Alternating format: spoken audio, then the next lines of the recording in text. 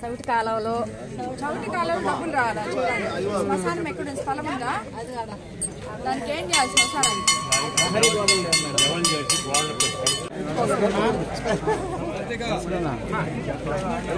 చేయండి. దాని తర్వాత వరి కోసిన తర్వాత దానికి దారి చేయండి. ట్రాక్టర్ పోయేంత దారి చేయండి. మట్టితోని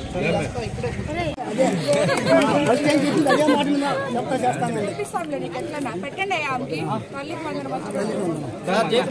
ఒక్కరు కూడా మనమందరం గుర్తుపెట్టుకోవాల్సింది ఒకటే, ఎంతో అస్తవ్యస్తంగా ఉన్న ఈ వ్యవస్థని సరిదిద్దుకుంటూ చంద్రబాబు నాయుడు గారు ముందుకు అడుగులు వేస్తూ పేద ప్రజల కోసం ఏం చేస్తే వాళ్ళందరూ సంతోషంగా ఉంటారో ఆ రకంగా ఆ దిశగా ఆయన వెళ్తూ ఉన్నారు. అభివృద్ధి ప్రదంగా దూసుకుపోతున్నారు. అలాగే లోకేష్ బాబు ఇక్కడ ఎంతో మంది యువతున్నారు, చదువుకున్నారు, ఉద్యోగాలు లేకుండా ఉన్నారు. ఐటీ మినిస్టర్ అయిన లోకేష్ బాబు ఎన్నో కంపెనీస్ మన రాష్ట్రానికి తీసుకొస్తున్నారు. అలాగే మన కోవూరు కాన్స్టిట్యున్సీలో కూడా రాబోయే రోజుల్లో ఎంపీ వేమిరెడ్డి ప్రభాకర్ రెడ్డి గారి సహకారంతో, చంద్రబాబు నాయుడు గారి సహకారంతో, సెంట్రల్ గవర్నమెంట్, స్టేట్ గవర్నమెంట్ సహకారంతో మన చక్కెర కర్మాగారం అయితేనేమి, స్థలం అయితేనేమి, మితాని సైట్స్ అయితేనేమి, ఎక్కువ సైట్స్ అయితేనేమి, వీటన్నిటిలో కూడా ఏదో ఒక ఎంప్లాయ్మెంట్ అనేది తీసుకొచ్చి ఇక్కడ ఉన్న కోవూరు కాన్స్టిట్యున్సీలో నెల్లూరు జిల్లాలో ఉన్న యువతకి ఉపాధి కల్పిస్తామని చెప్పి కూడా మీకు అందరికీ తెలియజేసుకుంటున్నాను.